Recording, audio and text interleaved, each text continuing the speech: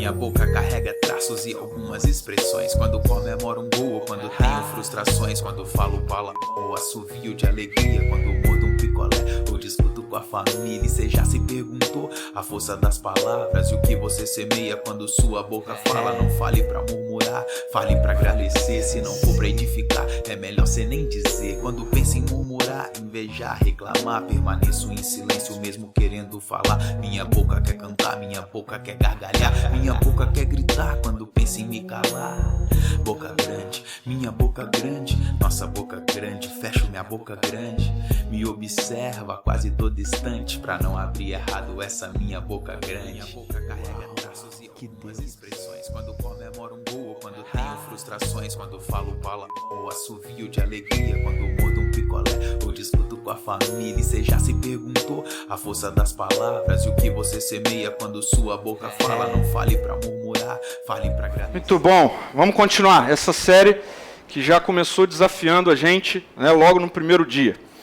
Ao longo dessa semana eu tive acesso a algumas pesquisas e uma me chamou a atenção e eu queria abrir com ela. Uma pesquisa da Universidade de Massachusetts mostrou que, preste atenção nisso, quando duas pessoas se conhecem, cada uma conta em média 3 mentiras nos primeiros 10 minutos de conversa. Uau! Tá vendo? Quando duas pessoas se conhecem, cada uma conta em média 3 mentiras nos primeiros 10 minutos de conversa. Faz as contas aí de quantas pessoas você conheceu ao longo dessa semana ou esse ano e teve mais de 10 minutos de conversa, você vai poder ter uma média de quantas mentiras você ouviu. Mas também de quantas mentiras você pode ter dito. Complicado, né? Segura aí que vem mais. Olha só. Há um tempo atrás saiu alguns dados sobre isso no Valor Econômico acerca de mentira no mundo corporativo. Veja, 74% das pessoas admitem que o discurso é diferente da prática no mundo corporativo, né? Então aquilo que fala é diferente daquilo que vai ser vivido na prática. Seja um produto, né? Então assim, não, esse produto aqui pode comprar porque ele vai te dar isso, aquilo e tal, você vai experimentar isso, assado, não, compra que o sabor é esse. 74% admitem que o discurso vai ser diferente da prática. 26% das pessoas admitem que o que é dito ao cliente está longe da realidade.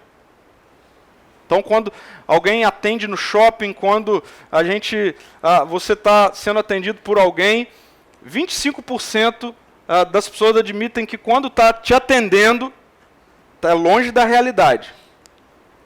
E veja esse último, 99% dos funcionários admitem que mentiram no currículo. Quem entregou currículo essa semana aí? Ou quem recebeu? 99%, eu fiquei abismado com esse dado aqui. 99% das pessoas afirmam que mentiram no currículo. Agora, olha só esse daqui, ó, né? A revista Exame, há um tempo atrás, trouxe alguns dados referentes a mentiras financeiras no casamento. Olha lá, muitos usam da mentira para esconder dívidas. Cônjuge, marido e mulher, moram juntos, têm uma aliança. Esconde do outro as dívidas. Muitos fazem isso. Olha só, outra. Mentem sobre o quanto ganha. E aí, como que está essa situação? Sua esposa sabe quanto você ganha, seu marido sabe quanto você ganha. Porque nem todo mundo opta, por exemplo, para ter conta em conjunto, enfim, nem vou entrar aqui se isso é bom ou ruim, cada um sabe sobre isso. Mas a questão é, muitos mentem sobre o quanto ganham, moram juntos, dormem juntos, se relacionam, disseram que vão construir uma vida junto, mas um mente para o outro sobre o quanto ganha. Veja, tem investimentos escondidos. Muitos casais casados têm cada um investimento paralelo e escondido, esconde um do outro. Mentem para não gastar dinheiro. Quem aqui nunca fez essa? Mentem para não gastar dinheiro. Inventam desculpas para responsabilizar o outro. Então, a coisa foi pro buraco com relação a finanças, aí começa a inventar desculpa para culpar o outro, e muitas vezes dentro disso, pelo viés da mentira, usando de informações falsas, enfim. Agora, para terminar, prometo que vai ser o último. Mentira nas redes. Passa aí para mim, por favor. Mentiras online. Preste atenção. Não coloquei ali, mas está aqui. Ó. As pessoas, de acordo com pesquisas, mentem até 5 vezes mais online do que quando estão cara a cara. Mentem até 5 vezes mais online. 80% das pessoas mentem online quando o assunto é relacionamento amoroso. Hoje existe, por exemplo, já há algum tempo, né, aplicativos e sites de relacionamento, né, onde você coloca lá, né, quem você é e tal, para conhecer outra pessoa, ok? Dentro desse cenário, dentro desse ambiente, 80% das pessoas mentem sobre elas mesmas. Veja, nós vivemos de um tempo para cá, né, um avanço das fake news, principalmente envolvido aí em épocas de eleições e tudo mais, né? E eu estava lendo sobre isso e foi detectado que nesse meio, na internet, 70% há uma maior propagação de mentira do que verdade. 70% da propagação da mentira é maior do que da propagação de notícias verdadeiras. Olha que loucura. E a gente vive na era das redes sociais, onde muitas pessoas, por exemplo, compram seguidores, seja para Instagram, seja para Twitter e tal. E assim, eu estava lendo sobre isso e tem uma pesquisa que mostra que muitas personalidades e celebridades têm assim, uma porcentagem enorme daqueles milhares de seguidores fake, ou seja, mentira. Eles não existem, foram comprados. Então veja, muita gente que tem Instagram, tem Twitter e tal, compra para aumentar o número de seguidores.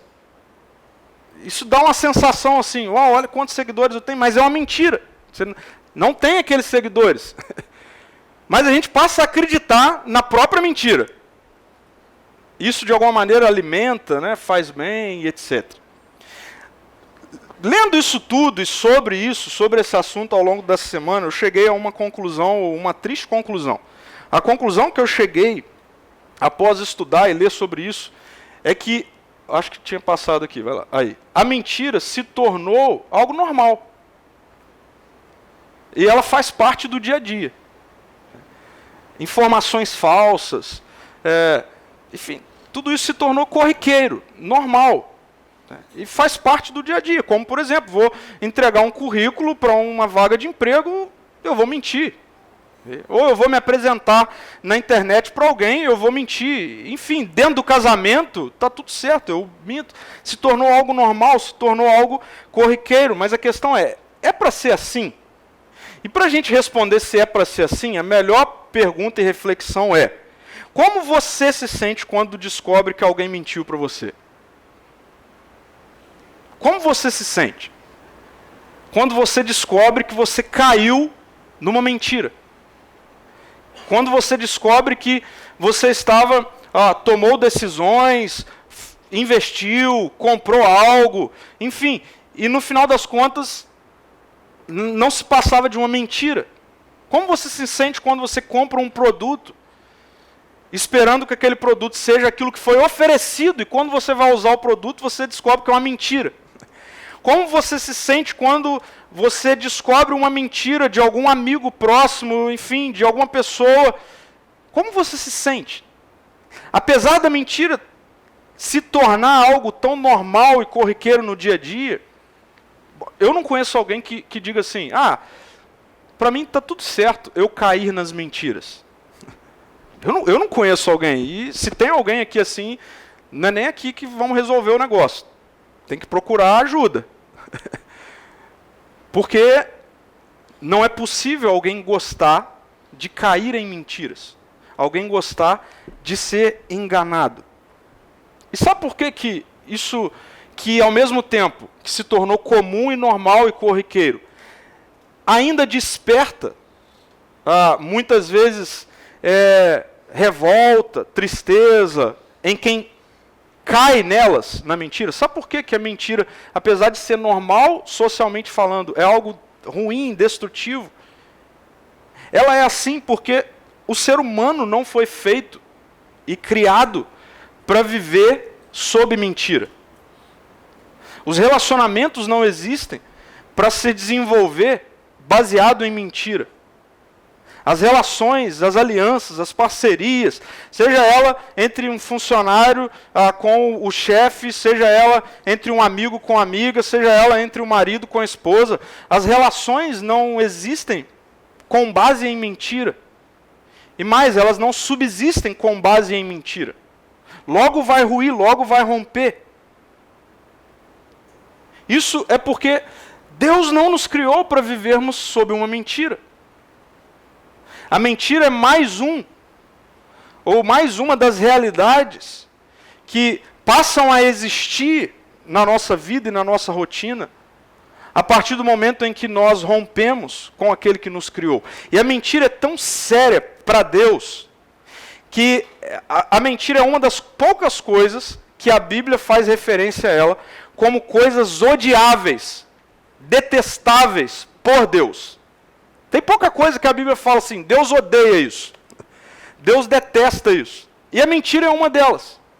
Veja só o que Provérbios 12, capítulo 22 vai dizer. Os lábios mentirosos são detestáveis para o Senhor.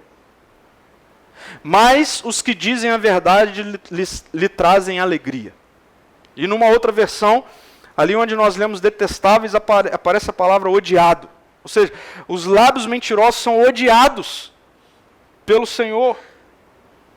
Já os lábios que dizem a verdade trazem alegria. Por que isso é assim?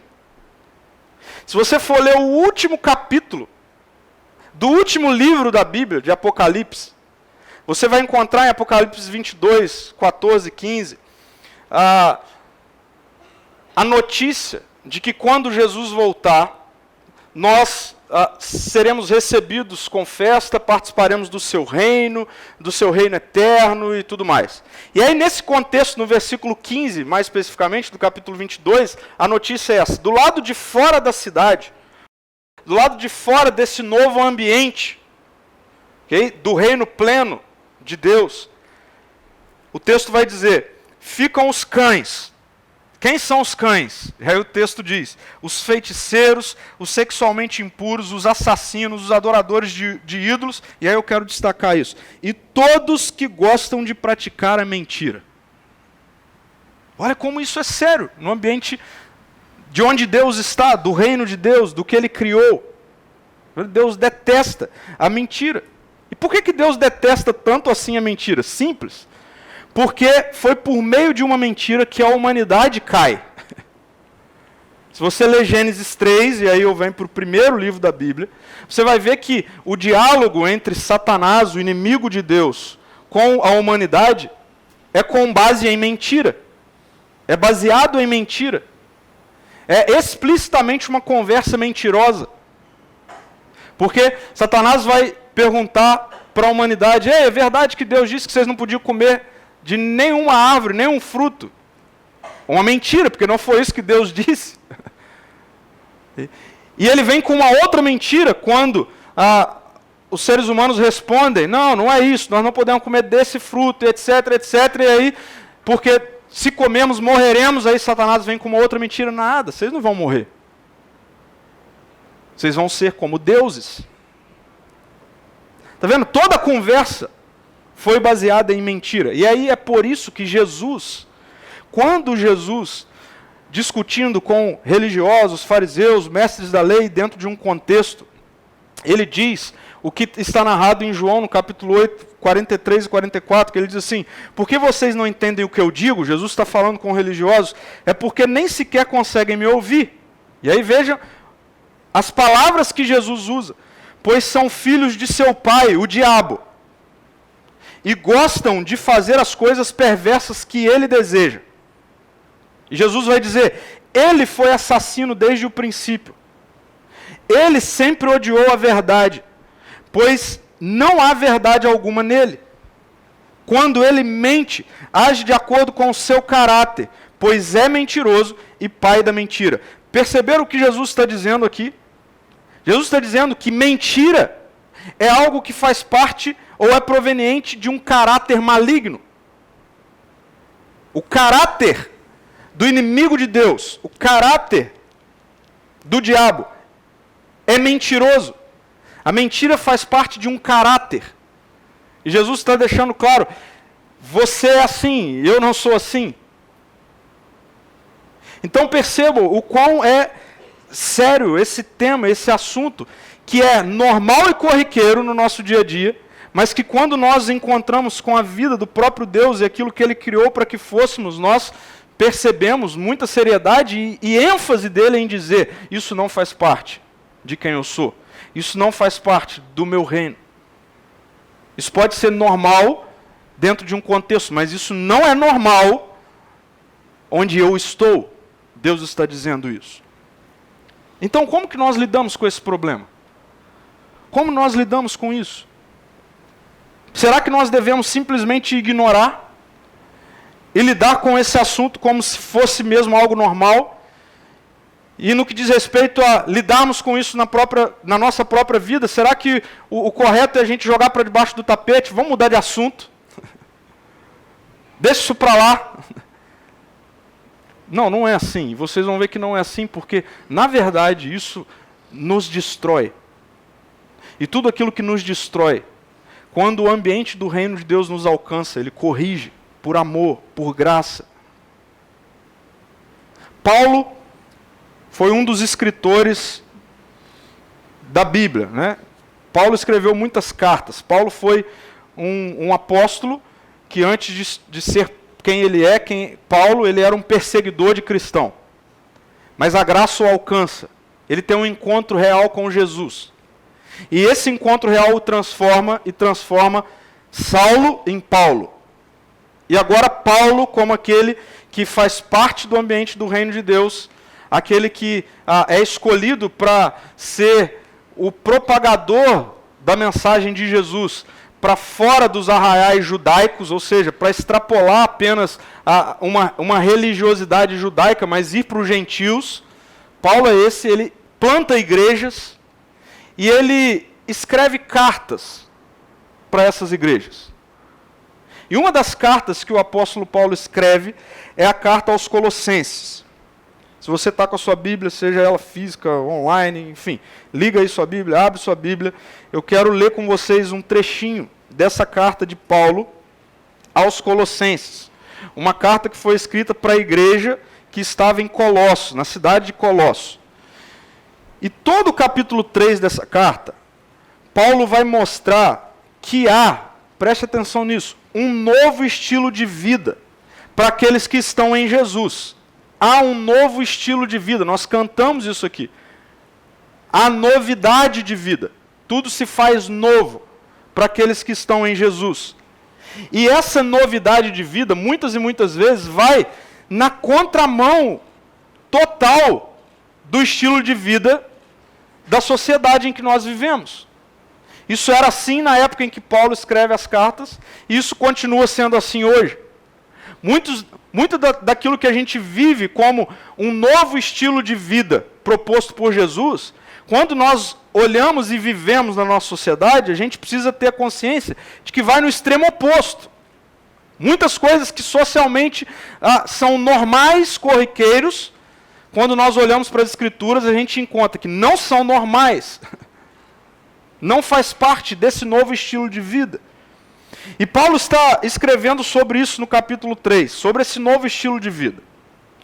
E chega um momento do capítulo 3, mais especificamente no versículo 9, que Paulo diz assim, o texto diz assim, não mintam uns aos outros. Sabe aquelas frases que não cabem interpretação? Essa é uma delas. Tipo, não dá pra gente falar assim, não, mas ele está falando desse tipo de mentira, daquilo. Então, essa aqui não dá pra gente fazer isso. Porque o texto está falando assim, não mintam uns aos outros. Não é que tipo, não é como. Já viu aquele negócio assim, mas isso não é mentira, eu não estou mentindo, eu estou omitindo, sabe?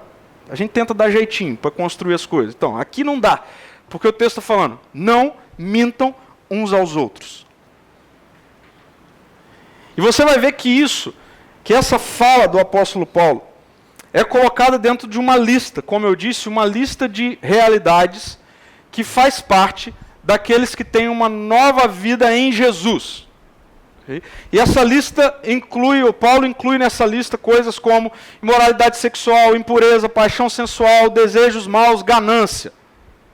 E mais abaixo ele vai dizer, ira, raiva, maldade, maledicência, linguagem obscena. Logo depois dessa lista, no versículo 9, ele diz, não mintam.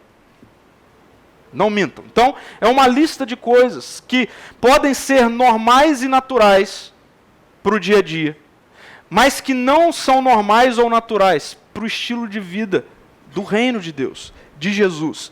E eu quero destacar isso, a mentira faz parte disso. Agora, ao mesmo tempo em que essa lista aí nos é fornecida, como um novo estilo de vida, ao mesmo tempo que nós encontramos essa lista, ela vem dentro de um cenário de tensão. De tensão. Porque o versículo 5, o que vem logo antes dessa lista de um novo estilo de vida, o versículo 5 começa assim, façam morrer as coisas pecaminosas e terrenas que estão dentro de vocês. O que o texto está nos mostrando aqui é que existe um cenário de tensão. Ao mesmo tempo em que nós temos um novo estilo de vida, um paradigma de um novo estilo de vida, um modelo de um novo estilo de vida, um modelo que propõe um estilo de vida muitas vezes radicalmente oposto do cenário atual em que a gente vive, o apóstolo Paulo inicia essa lista nos mostrando que há um cenário de tensão real. Que cenário de tensão real é esse que o apóstolo Paulo nos mostra? Quando ele diz que dentro de nós, veja, não é fora, dentro de nós, existem, e aqui as palavras e a expressão da nossa versão é, coisas pecaminosas e terrenas. Dentro de nós, existem coisas pecaminosas e terrenas. Inclinações, desejos, vontades. O que a Bíblia está nos apresentando aqui é que existe uma tensão real. E qual é essa tensão? A tensão de que a mentira, por exemplo, ou a inclinação para ela está dentro de nós. Dentro de nós. Nós lidamos com ela.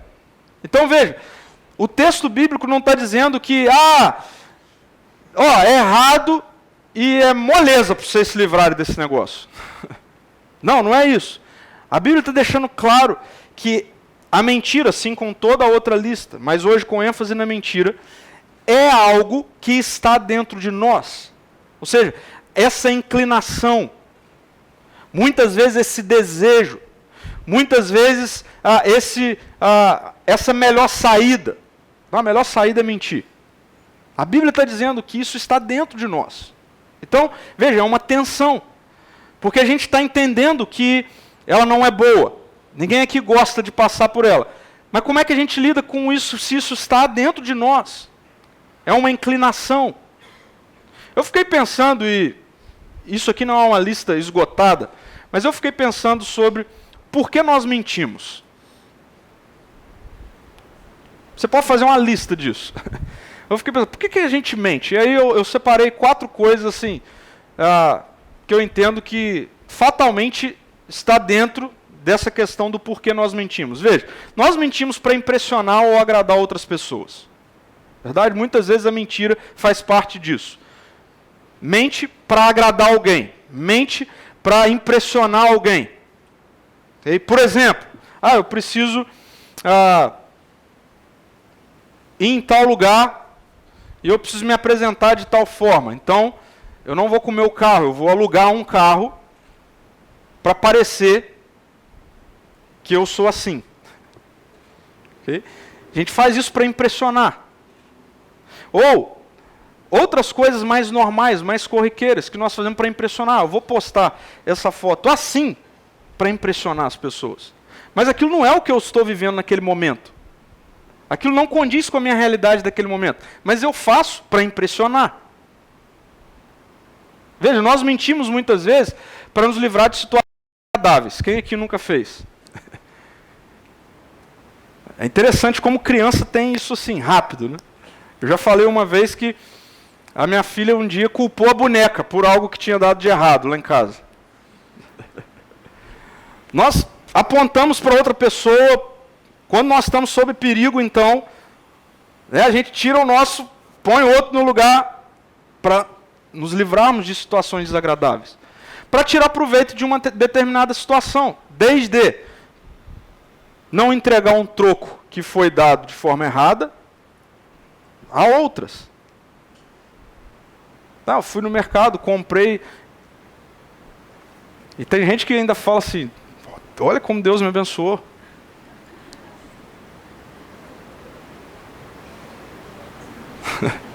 Mente para tirar proveito de uma situação. Ou mente para prejudicar alguém que não gosta. A gente podia ter uma lista do tamanho dessa tela, né? Mas vamos ficar nessas. Né? Mente, fala mal de outra pessoa, só porque teve algum problema, enfim. Então, não é uma lista esgotada, mas certamente nos mostra por que muitas vezes a mentira faz parte da nossa vida. E dentro de nós, o que o texto está dizendo, existe uma tensão que, por vezes, nós somos despertados por esses sentimentos que vão desencadear, então, a mentira. Está dentro de nós. Mas e aí? Então, ok, existe essa tensão. Então, o que eu faço com ela? De fato, existem essas, o que a Bíblia está chamando, coisas pecaminosas e terrenas dentro de nós. É uma tensão. E que, por vezes, eu vou ser inclinado a mentir por conta disso que está dentro de nós.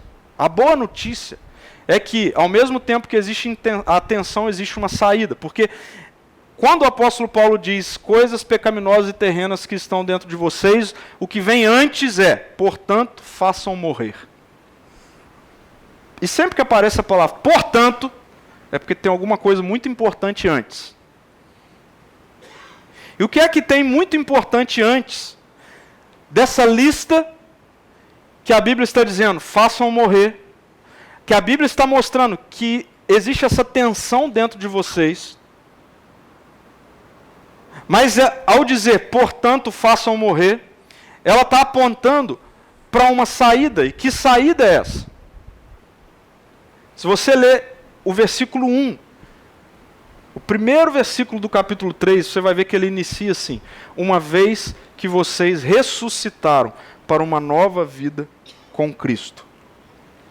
O que está acontecendo aqui, o que o apóstolo Paulo faz ao iniciar isso, é lembrar aquelas pessoas naquele contexto, e nos lembrar no contexto de hoje, de que Jesus nos deu uma nova vida em sua ressurreição. Por isso que ele diz, portanto, façam morrer. Por quê? Porque vocês ganharam uma nova vida. E ele aponta para a ressurreição de Jesus. Ele diz, vocês ressuscitaram para uma nova vida com Cristo. O lembrete que a Bíblia está mostrando aqui e trazendo é de que, apesar de vivermos uma tensão, ou seja, apesar de vivermos com essa realidade de que dentro de nós existem inclinações, existe muitas vezes desejos pecaminosos, a Bíblia está dizendo, apesar disso, façam morrer. Por quê? Porque vocês ressuscitaram para uma nova vida com Cristo. Ou seja, vocês já ganharam uma nova vida. E aqui a Bíblia está falando de natureza. Ela está mostrando que, apesar de vocês terem isso dentro de você, isso não faz parte mais da natureza de vocês. Porque vocês ressuscitaram com Cristo para uma nova vida. Em outra ocasião, o apóstolo Paulo vai desenvolver isso com a igreja em Roma. Em Romanos, no capítulo 6, versículo 10 e 11, o texto diz assim: quando ele morreu, está se referindo a Jesus, foi de uma vez por todas. para quebrar o poder do pecado. Mas agora que ele vive, é para a glória de Deus. Deus está falando de Jesus. Ele está falando, ele morreu de uma vez por todas para quebrar o poder do pecado. E agora ele vive para quê? Ele vive para a glória de Deus. E aí veja, da mesma forma, considerem-se mortos para o poder do pecado e vivos para Deus em Cristo Jesus. Em outras palavras, apesar de termos realidades dentro de nós ainda inclinado, por exemplo, para a mentira, a verdade sobre nós é que nós, em Cristo, já recebemos uma nova vida, e nessa nova vida, nem a mentira e nem qualquer outra inclinação tem poder sobre nós. Pode ter, presta atenção, a gente pode sentir vontade disso. Essa para mim é a maior tensão dos nossos dias. Ok? É verdade que muitas vezes nós sentimos vontade de fazer coisas. Presta atenção, é verdade, isso é real, isso é uma tensão. Mas se você está em Cristo, você não é mais escravo do seu sentimento. Você pode sentir qualquer coisa. Eu sinto, muitas vezes, eu sinto vontade de fazer um monte de coisa. Sabe por que eu não faço? Porque eu não sou escravo de nenhuma delas. Porque agora Cristo está em mim e Ele me deu uma nova vida. Sabe, a gente vive nessa realidade muitas vezes de que, eu sinto, então eu faço. E você ainda não entendeu que você vive a vida da ressurreição. Se você está me ouvindo aqui e nunca ouviu essa notícia, eu quero te dar uma notícia mais louca do universo. E o mesmo apóstolo Paulo vai dizer que essa notícia era loucura para os judeus, e era loucura, falta de sabedoria para os gregos. Ou seja, não cabe em lugar nenhum. A notícia é, existe um Deus que te criou. E Ele te criou de forma boa e perfeita.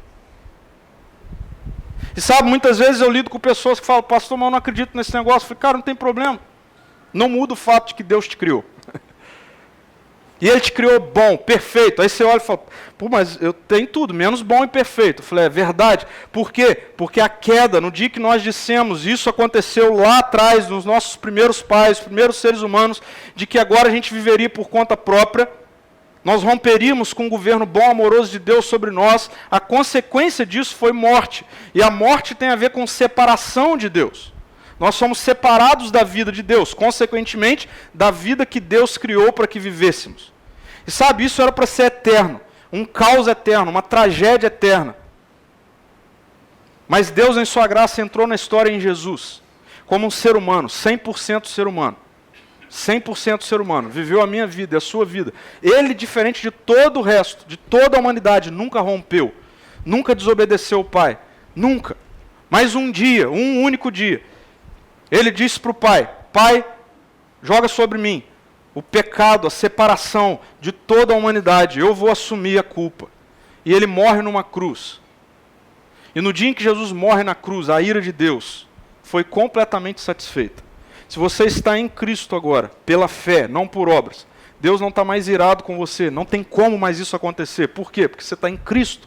Agora, quando Jesus ressuscita ao terceiro dia, Ele ressuscita trazendo uma nova vida. E essa nova vida não é futura para você, ela é presente. Esses dias eu estava pensando sobre isso. E a conclusão que veio na minha mente sobre isso, pensando, orando, é que muitas vezes nós lidamos de forma simplista, rasa, com relação à totalidade do que acontece na sexta-feira da paixão, no dia em que Jesus morre, ao domingo, no dia que Ele ressuscita. Isso precisa trazer um impacto para as nossas vidas.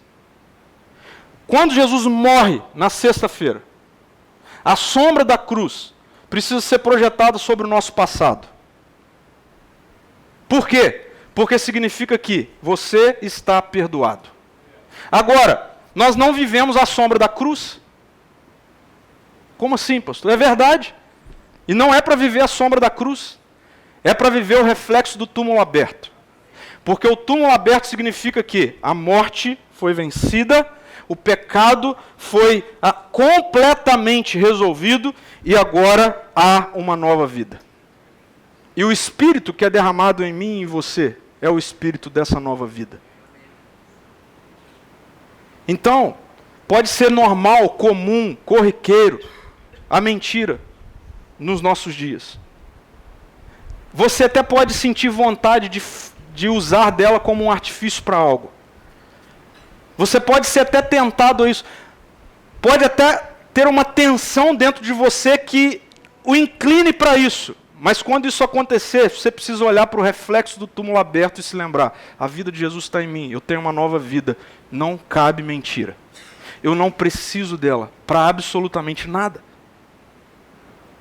Eu não preciso dela, e vocês vão ver como nós não precisamos mesmo. Por quê? Porque essa é a verdade. Em Jesus nós somos libertos também da mentira. Nós somos livres. Nós não precisamos mais render a nossa vida a isso que é comum, a isso que é corriqueiro. Em outras palavras, o que esses textos estão dizendo, o que eu estou dizendo, é que Deus já nos deu todo o necessário para vivermos uma vida livre dessas tensões. Deus já nos deu todo o necessário para isso. Preste atenção no que eu vou falar. Se você tem dificuldade nessa área na sua vida, mentira, não basta você orar por isso. Por quê? Porque ao mesmo tempo em que é uma tensão e existe uma saída, eu quero levar vocês para uma terceira existência, terceira realidade. Existe uma coparticipação da nossa parte no meio disso tudo. E aqui vem essa afirmação. Não adianta a gente só ficar orando pelas coisas. Ah, pastor, eu sou um mentiroso, eu tenho dificuldade com isso. Vou para o quarto orar, e vou ficar orando, vou ficar orando, vou ficar orando. Você pode orar, mas você tem que agir. Porque existe uma coparticipação. O apóstolo Paulo está dizendo: uma vez que vocês ressuscitaram para uma nova vida com Cristo, e aí se você ler o texto, você vai ver que no texto aparecem alguns imperativos. Imperativos são ordens, não é isso? Língua portuguesa, né? Imperativos são ordens, coisas que a gente precisa fazer. Se a gente não precisasse fazer nada, não teriam imperativos. Se a gente não precisasse, assim, não houvesse nenhuma coparticipação da nossa parte, a Bíblia não colocaria isso, e ela coloca. Quais são esses imperativos? O que é que aparece no texto com relação a isso? Os imperativos são esses: mantenham os olhos fixos nas realidades do alto, pensem nas coisas do alto, façam morrer as coisas pecaminosas e terrenas, e revistam-se da nova natureza. São esses os imperativos que aparecem no texto, que quase que abraça toda a lista que Paulo vai se referir a comportamento, ok? Que deve ser mudado, que não faz parte, não condiz com a nova vida. Então existem esses imperativos no texto, essas ordens. E eu acho muito interessante a construção dessas ordens. É muito interessante como a Bíblia vai construir essa nossa coparticipação no que diz respeito a vivermos essa nova vida que já está disponível para vivermos em Cristo. Como nós coparticipamos disso? É interessante a ordem pelo seguinte: porque ele nos apresenta um aspecto crescente e processual. Ele vai crescendo e ele vai acontecendo dentro de um processo. Tem gente que quer começar pelo comportamento. Infelizmente existem muitas mensagens, okay, que são dirigidas nessa direção. De começar pela mudança de comportamento. De começar por um comportamento novo. Mas parece-me que não é isso que a Bíblia está fazendo aqui. Por quê? Não é que eu não acredito. Eu acredito, eu já vi isso na minha vida, já vi isso em pessoas próximas a mim. Eu acredito no poder do Evangelho para transformar qualquer realidade. E pode acontecer de transformar uma realidade assim, instantaneamente. Okay? Eu creio nisso, eu oro por isso, eu creio nisso. Mas só que eu não posso pegar isso como o único modelo em que Deus faz as coisas acontecerem, ou a única forma de como a vida das pessoas são transformadas. Por quê? Porque ao mesmo tempo em que eu vejo transformações assim, imediatas, poderosas, tal, eu também vejo transformações dentro de um processo de tempo. Eu vejo isso na vida de muitos de vocês. Eu acompanho muitos de vocês de perto e eu vejo. Olha como era um ano, olha como era 6 meses. Processo. Então, a gente gosta de enfatizar e muitas vezes nós somos apressados em ir para o comportamento, mas nós nos esquecemos do processo. E quando a Bíblia fala de mentira, por exemplo, a nossa coparticipação parece-me que está dentro de um processo. Existe a tensão, nós somos inclinados muitas vezes a isso, a usá-la. Nós vimos, existe uma saída, a saída é, você já tem uma nova vida em Jesus. Jesus mudou sua natureza. Você não é mais de uma natureza pecaminosa e mentirosa, você é da natureza de Jesus, Ele já te deu isso. Mas existe uma coparticipação nossa, dentro desse processo. E veja, é interessante porque o texto começa falando sobre mantermos os nossos olhos em Jesus. E eu gosto de falar isso aqui sempre. Não é manter os olhos em Jesus aqui domingo. É manter os olhos em Jesus quando amanhã você estiver numa reunião muito pesada, quando amanhã você estiver lidando com uma questão muito complicada. É manter os olhos em Jesus amanhã quando você estiver se relacionando com a sua esposa, seu marido, seus filhos.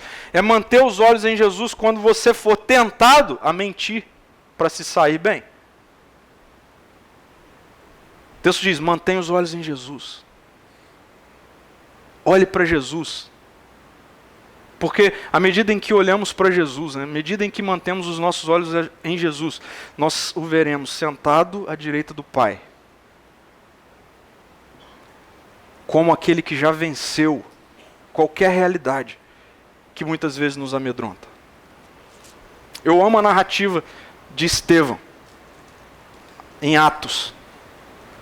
Estevão, Atos 6 vai narrar que ele era um homem cheio do Espírito. E Estevão, ele é desafiado a abrir mão da sua fé, okay, em detrimento de ser apedrejado.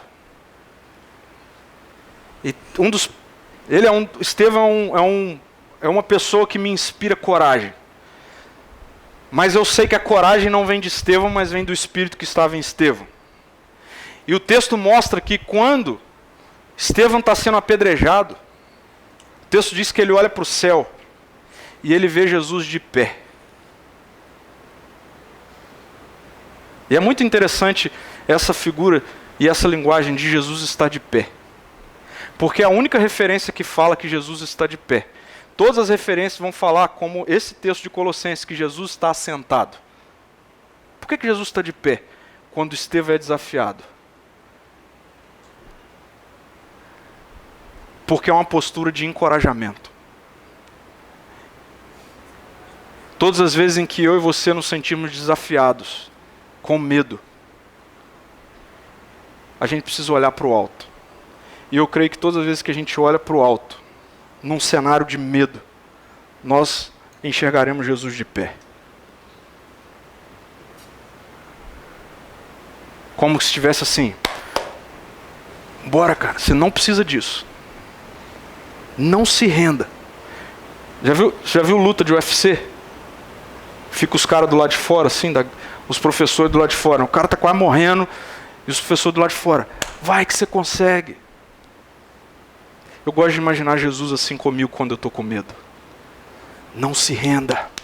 Você não precisa disso. Você não precisa mentir. Você não precisa se dobrar a isso. Vamos. Mantenha os olhos em Jesus. Está com medo? Olha para Jesus. A Bíblia vai dizer que Ele é o autor e o consumador da nossa fé.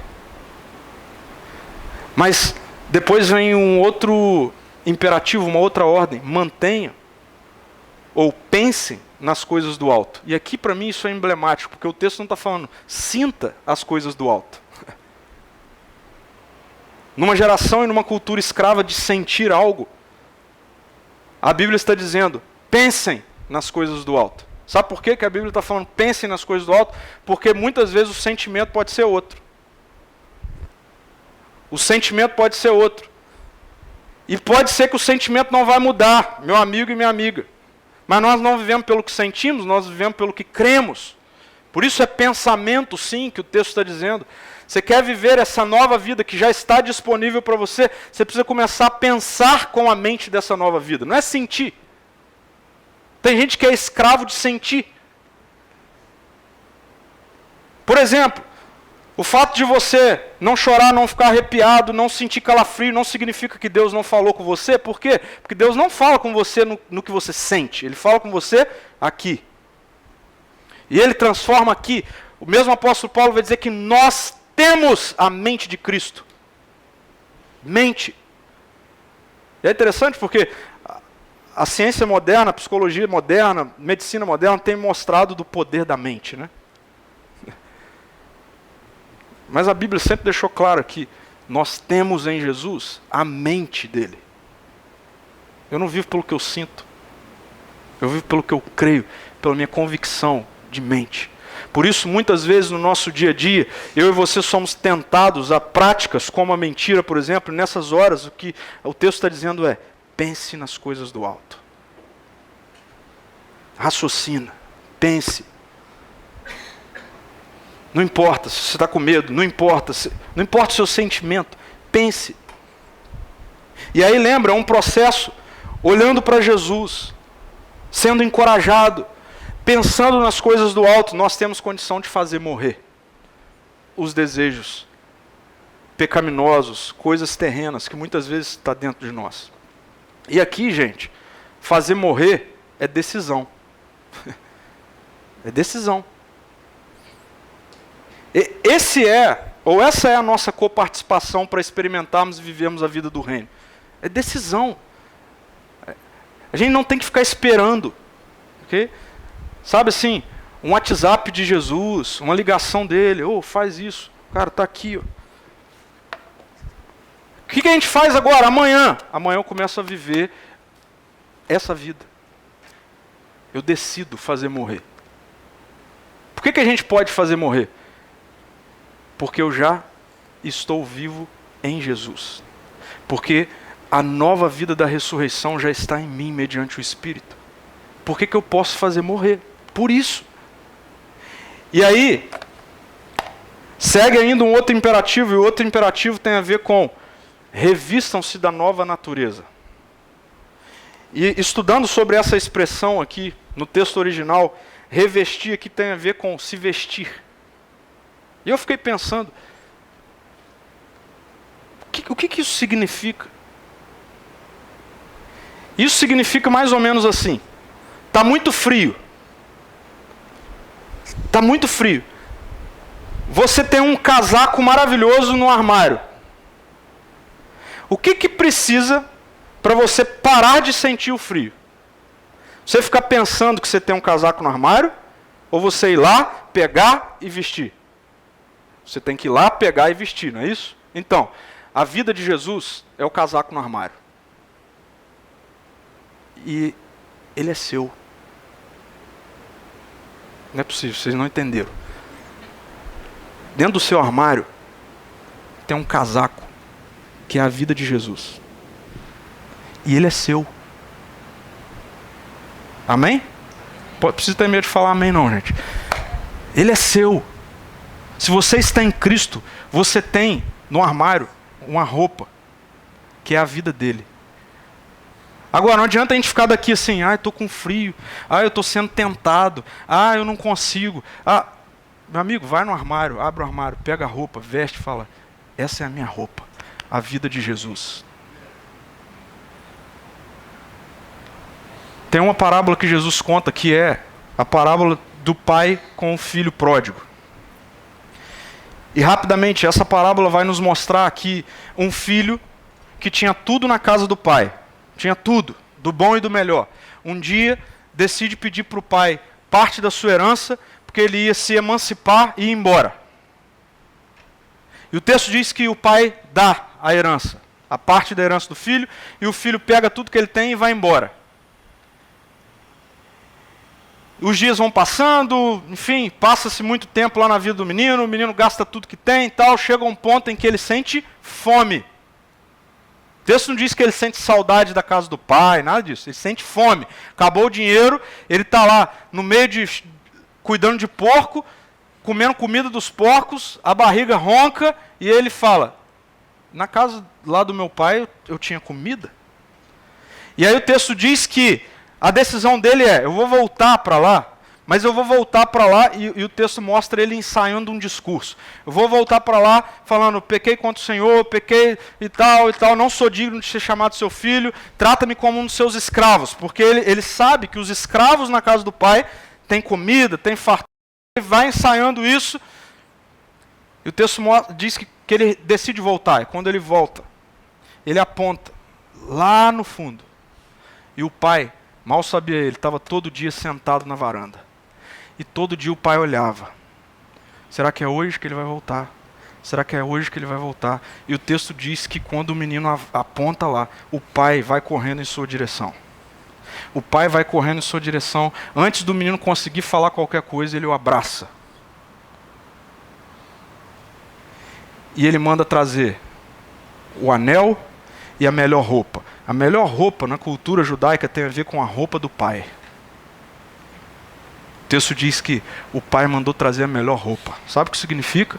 Que se eu e você estamos em Cristo, Deus não deu uma roupa bonita. Ele nos veste com as vestes dele.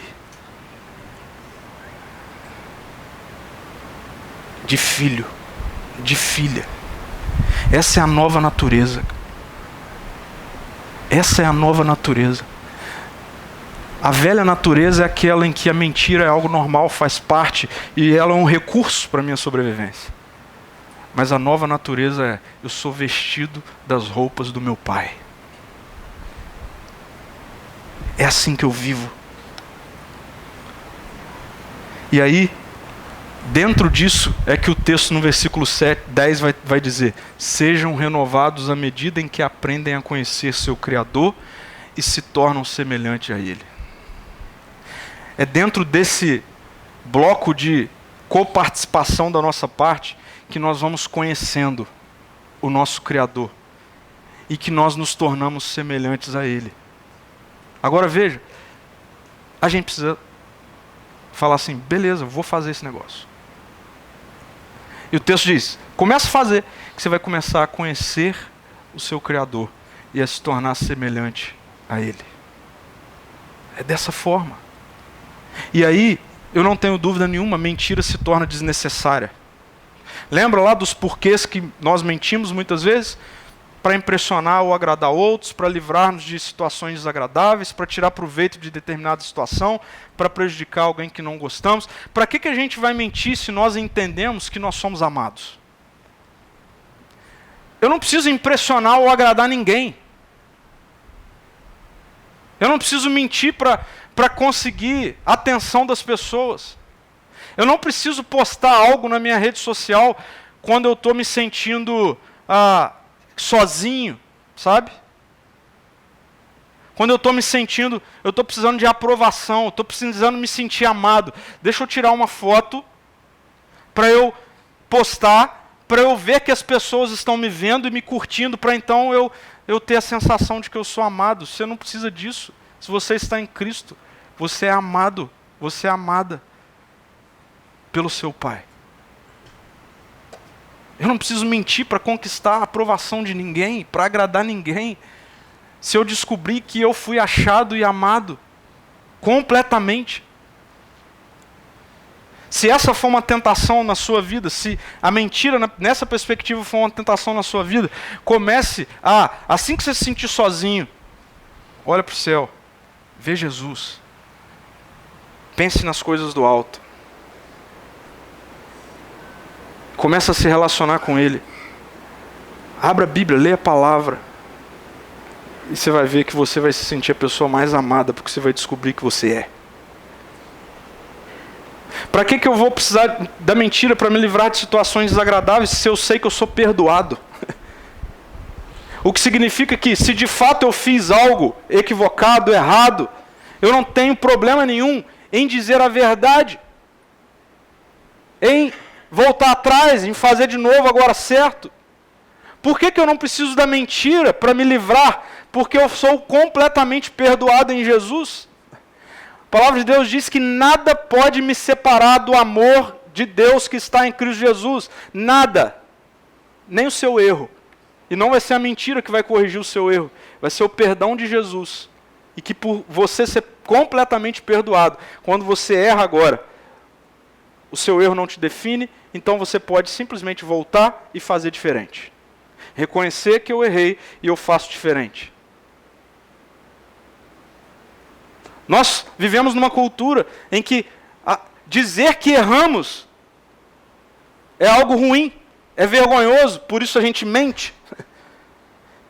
Por isso nós justificamos posturas da nossa parte no outro. Por quê? Porque é mais fácil mentir apontando para o outro do que reconhecer que não, eu errei.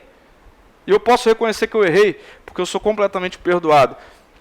Então hoje, por exemplo, se eu erro com a minha esposa na minha casa, se eu falo algo com ela que não condiz mais com uma nova vida, eu não tenho problema nenhum de voltar, me humilhar, dizer, me perdoa, ok? De corrigir, olha, eu errei aqui, eu não tenho problema nenhum de falar isso com a minha filha, filho, o papai errou, okay? Eu errei, eu não podia ter feito isso assim, eu não podia ter falado com você assim. Sabe por que nós podemos fazer isso? Porque nós somos completamente perdoados em Cristo. Nós não precisamos tirar proveito de determinada situação, por quê? Porque nós somos cuidados por Deus. Você não precisa pegar um dinheiro que não é seu, você não precisa omitir algo, você não precisa esconder algo, porque se eu omitir, se eu não esconder, então eu não vou ter lá na frente, ei, você é filho, você é filha, Deus cuida de você, não vai ser a mentira que vai te proteger ou cuidar de você, vai ser o bom pai. E por fim, a gente não precisa prejudicar alguém, mesmo que alguém tenha nos prejudicado, por quê? Porque agora nós entendemos que encontramos graça, por isso nós somos misericordiosos. Eu estendo misericórdia para as pessoas. Para que eu vou mentir sobre alguém, só porque alguém fez alguma coisa contra mim? A Bíblia diz que quem me justifica é o meu Pai. Eu não preciso fazer nada, eu não preciso guerrear nenhuma guerra. Eu não preciso me defender. Eu tenho uma nova vida em Cristo. A minha comunicação pode ser uma comunicação verdadeira. O tempo todo verdadeira. Eu queria que a gente pensasse em maneiras bem práticas com relação a tudo isso. E a gente precisa começar por essa. Você já conhece a verdade? Eu sei que tem um versículo que se tornou campanha política. Conhecereis a verdade vos libertará. Ele está sendo usado de forma totalmente equivocada. Porque ali, verdade não tem a ver com uma perspectiva moral contrária à mentira. Ali, verdade é Jesus.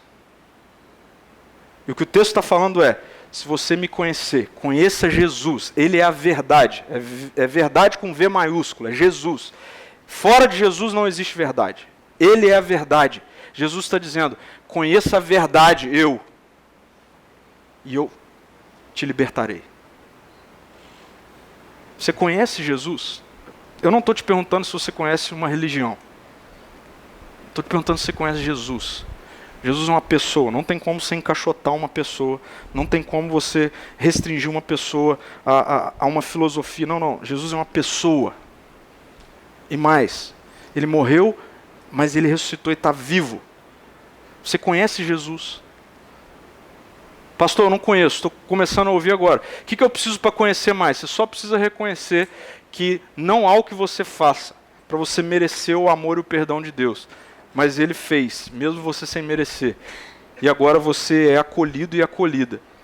E à medida em que você se relaciona com essa verdade, ela te libertará. Renda-se ao que Jesus fez por você. Segundo, existe alguma mentira na sua vida que que precisa ser abandonada? Existe alguma mentira na sua vida que precisa ser abandonada? Reflita sobre isso.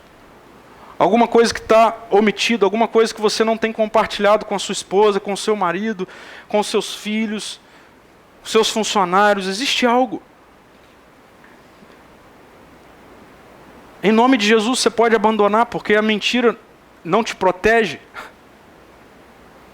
A mentira não te garante, a mentira não te suporta.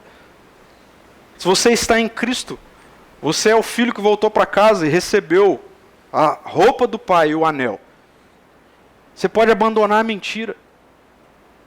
E por fim, e muito importante, viva a verdade e seja um instrumento de transformação na nossa sociedade. A nossa sociedade está cheia de mentira. O Brasil está minguando e sofrendo por conta de mentira, por conta de corrupção, de desonestidade. Seja você o agente de verdade onde você está. E não negligencie os pequenos começos. Não negligencie os pequenos sinais. Comece a ser você onde você está, um agente de verdade, de transformação. Sabe, a gente quer a transformação do nosso país e do mundo. Mas a transformação do país e do mundo depende da transformação do nosso metro quadrado mais próximo. É um quebra-cabeça. Então, no que diz respeito a isso, comece a ser você, eu, todos nós, agentes de verdade num mundo de mentira. E a gente vai ver, e experimentar, e conhecer aquele que nos criou, e nós nos tornaremos semelhantes a Ele, gradativamente. Eu quero orar pela sua vida, feche seus olhos.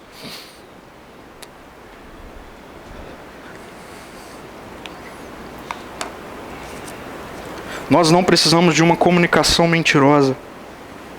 Em Jesus, nós somos livres para vivermos e espalharmos a integridade daqueles que sabem que tem um bom Pai.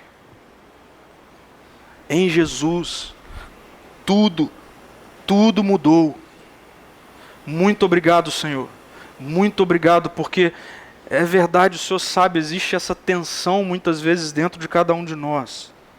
Mas muito obrigado, porque o Evangelho é a boa notícia de que nós não somos mais quem éramos. Nós podemos deixar para trás uma vida de mentira.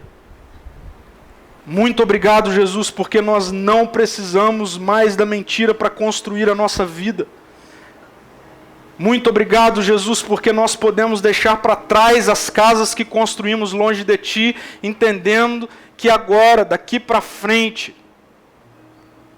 nós temos um lar, nós fomos achados, nós fomos adotados, a roupa está no armário, nós temos a melhor roupa, nós temos a melhor vida, tudo já é nosso. Nós não somos mais escravos, Senhor, não somos mais escravos da mentira. E obrigado, Jesus, que mesmo se a chuva nos alcançar, mesmo se as tempestades vierem, mesmo se o barco começar a revirar, mesmo se tudo isso acontecer, a gente pode olhar para o alto. E o Senhor estará lá, nos encorajando. O Senhor é o autor e o consumador da nossa fé. O Senhor está sempre no final da corrida, nos esperando. Obrigado porque os nossos olhos podem ver Jesus em terra firme, mesmo que em dias difíceis e chuvosos. Oh Deus, eu peço para que, em nome de Jesus, a gente saia daqui disposto a viver uma vida de verdade, Senhor. A viver uma vida, Senhor, de integridade.